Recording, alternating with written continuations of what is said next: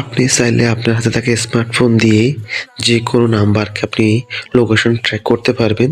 তো এই যে এরকমভাবে যে তার ওই ব্যক্তি কোথায় অবস্থান করতেছে বা ওই মোবাইল ডিভাইসটা কোথায় অবস্থান করতেছে সেটা জানতে পারবেন। তো সেটার জন্য আপনি গুগল ম্যাপসে চলে যাবেন। যাওয়ার পরে আপনি এখানে এই যে প্রোফাইল আইকন আছে এখানে ক্লিক করবেন। এখানে ক্লিক করার পর আপনার এখানে একটা অপশন দেখতে পাবেন লোকেশন শেয়ার। এই যে লোকেশন শেয়ারে ক্লিক করবেন।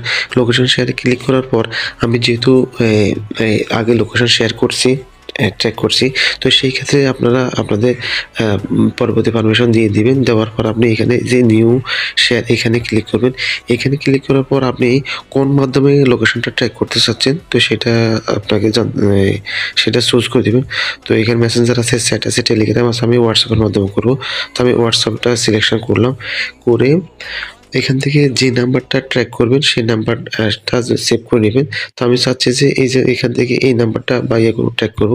তো আমি এখানে এটা এই যে এই একটা লিঙ্ক চলে যাবে হোয়াটসঅ্যাপে।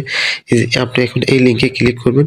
এই লিঙ্কে ক্লিক করলে ওই ব্যক্তি কোথাও অবস্থান করতেছে আপনি সেটা জানতে পারবেন।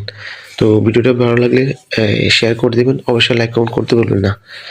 আজকে এতটুকু, ভালো থাকুন, সুস্থ থাকুন। আল্লাহ হাফেজ। টুডে।